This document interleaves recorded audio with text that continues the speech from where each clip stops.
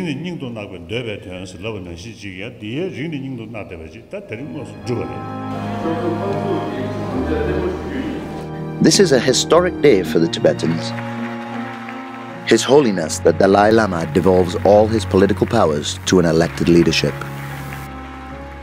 A time for celebrations culminating the Tibetan leader's long-term efforts to introduce his people to a democratic system of governance. However, the roots of this celebration lie in a tragedy that struck Tibet, an independent and peace-abiding land. As the invading People's Liberation Army advanced westward, trampling upon the freedom of Tibetans, the Dalai Lama, then just 25 years old, is forced to flee Lhasa. Disguised as a common soldier, the young Dalai Lama began the long and dangerous escape over the Himalayas on the night of March 17, 1959.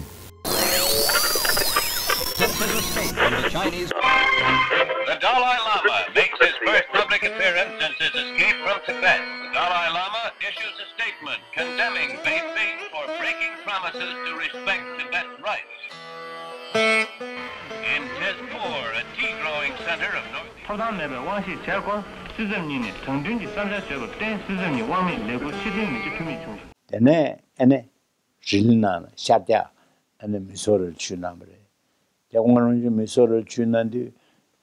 칩첩 영원은 뭐지?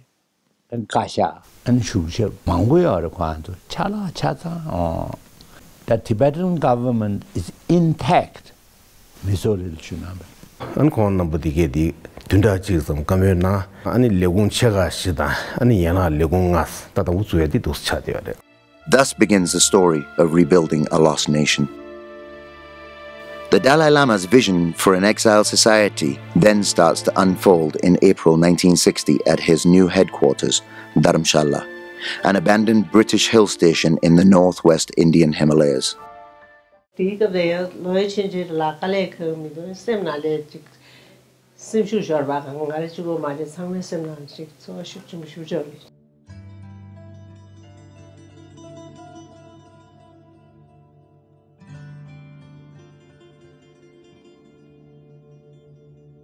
These newly arrived refugees in an alien environment were suffering from trauma, malnutrition, and a sense of existential crisis after fleeing their homes in fear, losing their farms, livestock, family, and freedom.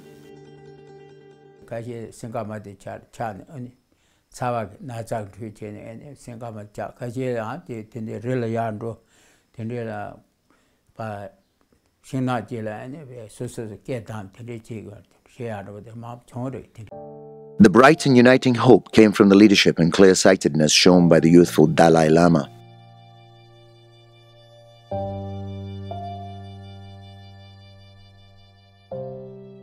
These first Tibetan refugees slowly began to stand on their own feet as they learned to wield sledgehammers, shovels, and ignite dynamite, blasting through the daunting and hostile Himalayan mountains to build strategic border roads for India.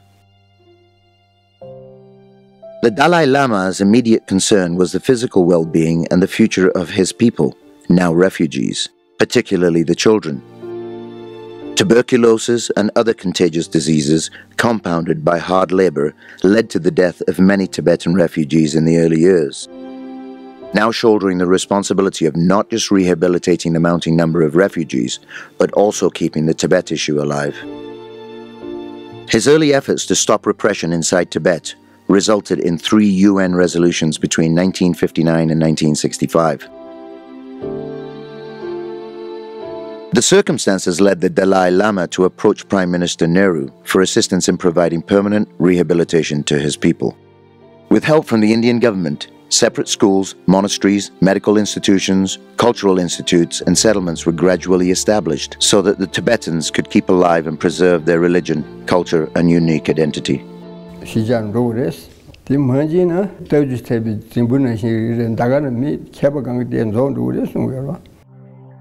For 20 years, Tibet itself remained cut off from the outside world as the Cultural Revolution saw the systematic destruction of Tibet's religion and culture. Meanwhile, Chairman Mao's death in 1976 and the end of the Cultural Revolution resulted in Tibet opening to the outside world. This led to the first direct contact between Beijing and Dharamsala since 1959.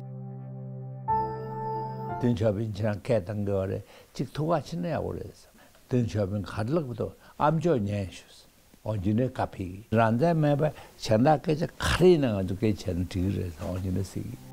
Then began the visits of the Tibetan fact-finding delegations to study the situation in China and their homeland. Soon after the Dalai Lama presented his 5-point peace plan for future Tibet to the Human Rights Caucus of the American Congress in 1987, the world was watching harrowing images of major protests in Lhasa, smuggled out by foreign tourists. In retaliation, China cracked down heavily on the demonstrators. A year later, the Dalai Lama presented his Strasbourg proposal to the European Union, which became the basis for today's Middle Way approach, a strategic policy seeking genuine autonomy for Tibet within the framework of the People's Republic of China. It's a human problem through discussion, trying to solve through discussion, through mutual understanding. In recognition of his unflinching efforts to promote peace and reconciliation, the Dalai Lama was awarded the Nobel Peace Prize in 1989. The Tibetan Parliament in exile unanimously adopted the Middle Way approach as the official policy of the Central Tibetan Administration, the CTA, in 1999. Today, the exiled Tibetan administration functions upon the three pillars of democracy: the Kashag, or cabinet headed by the president, the Tibetan Parliament in exile, and the Tibetan Supreme Justice Commission. Autonomous bodies such as the Tibetan Public Service Commission, the Tibetan Election Commission, and the Office of the Auditor General perform their duties independently.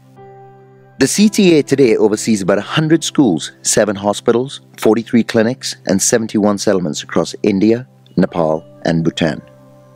It is also represented by foreign missions in 12 countries. Close to 200,000 Tibetans in India, Nepal, Bhutan, and those settled in North America, Europe, and Australia pay an annual contribution to aid their government, the Central Tibetan Administration.